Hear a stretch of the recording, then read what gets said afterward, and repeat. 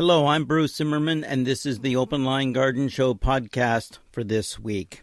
Now, I don't know when was the last time that I ever recommended a marigold, except for the white ones when they came out, and of course the really for tough locations marigolds, right? That's what you always sort of recommend. The AAS Winners, that's All American Selection Winners for 2018, includes actually a marigold. And it's called Superhero Spry. Now, that's a little strange, but I'll just say superhero. I like that. Okay? Compact. First of all, I like that one. When I was a little boy, I only grew the biggest, the tallest, and the hugest marigolds I could get and made a hedge of them at the back of my vegetable garden. Okay? Little did I know that, marigolds were of value in a vegetable garden. But I fell into that one. This is a little French marigold that is compact. It's 10 to 12 inches tall. It has the dark maroon lower petals. I like those. This is the ones that I fell in love with later on when I got older. And the maroon lower petals, and then the center is all that golden yellow, sort of up on top. And they're really nice against really nice green foliage. Okay? Now, the other thing that you need to know is that, okay, we're talking marigold here. Easy to grow. It is what they call the French crested marigolds. That just means that they got the little gold in the center and the maroon on the outside. Cool, right? We're not too worried about hardiness because we know we're going to use these, but you know that the marigolds are one of the last things to bloom in your garden in the fall. They get really tough. They don't mind dry to normal watering. Deadheading is recommended on this one, and that's typical of all the marigolds in my opinion if you really want lots of good flower set. And there's no staking required because it's a nice little short compact guy. So they are going to bloom from summer to frost, be yellow and maroon red, so it's a bicolor. The flower size is actually 2 inches across, which is a good size for a French marigold. It's bushy, it's compact, it's mounded, it's got good green colored foliage as a contrast. So basically it's going to bloom all the way up until a hard frost, which it does in my garden in October.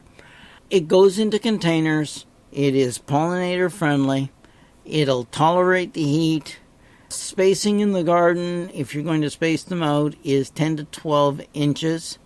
It could be used as a low hedging at the edge of a border as well, and it's very effective that way.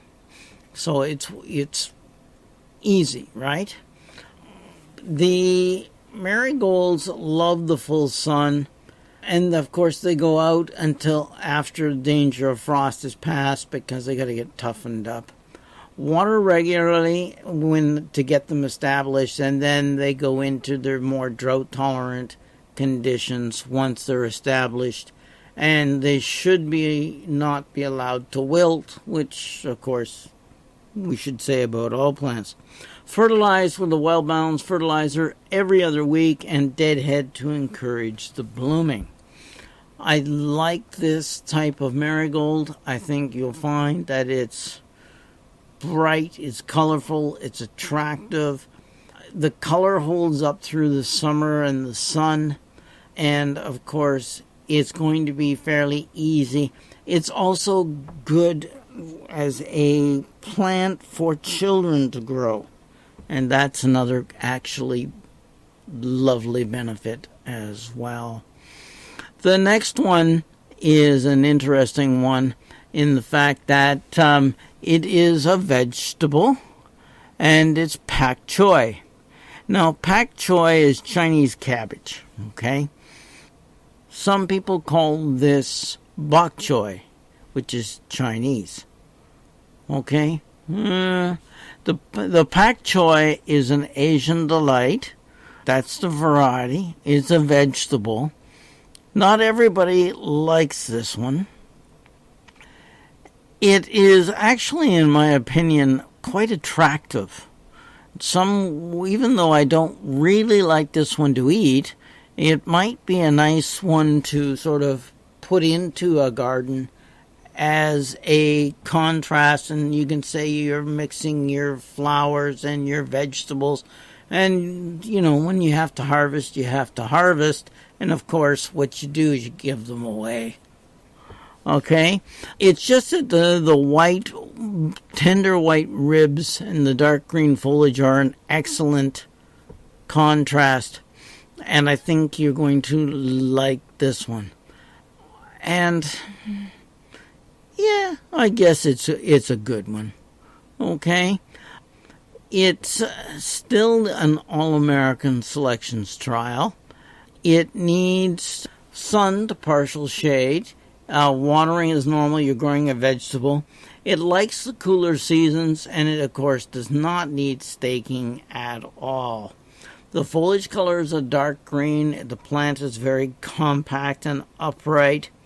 The whole plant is only 5 to 7 inches. The dark green leaves contrast against those nice wide white stems that form a vase, and, of course, 5 to 7 inches. Fruit weight, in other words, the edible part's about 6 to 10 ounces. Has a mild flavor, and it's tender and really quite succulent. Stems. There is only one fruit per plant, so once you're done, you're done. Containers, yes. You can put them into those. The garden spacing is about 8 to 10 inches. You can sow from seed, and then it's to harvest is only about 30 to 50 days.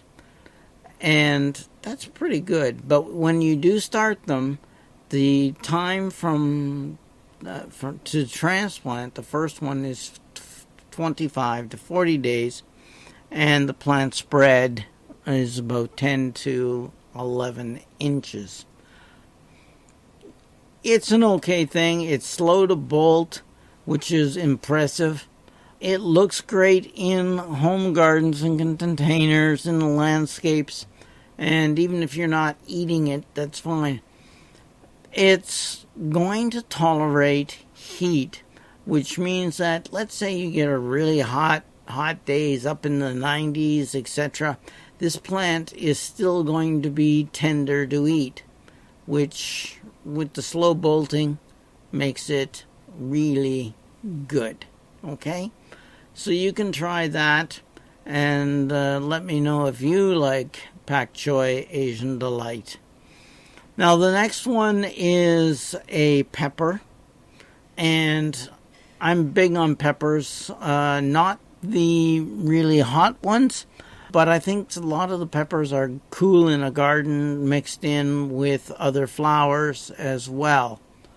So it means that you've got the pepper cayenne red ember, and this one is another All-American Selections Winners.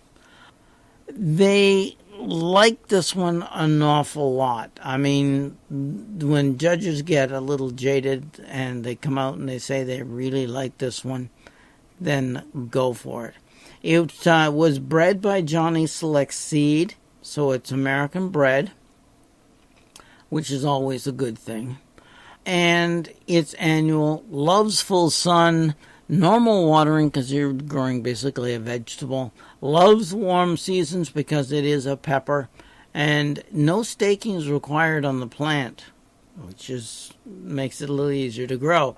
The plant is really compact. It's 2 feet tall. The fruit ripens at red. The fruit shape is a round bottom cayenne.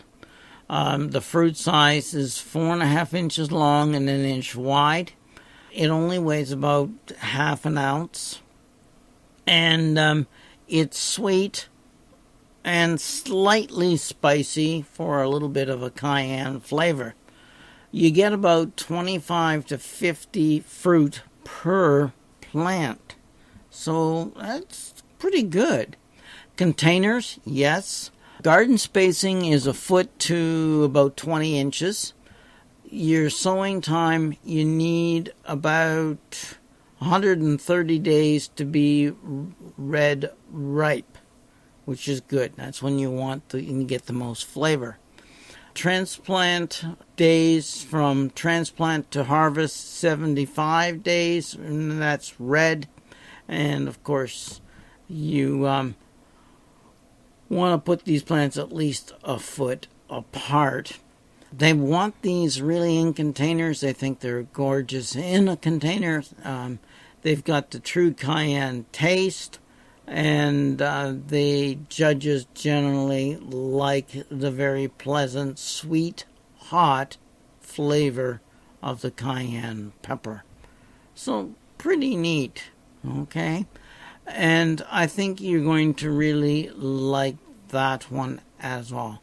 I'm Bruce Zimmerman. This is the Open Line Garden Show podcast for this week.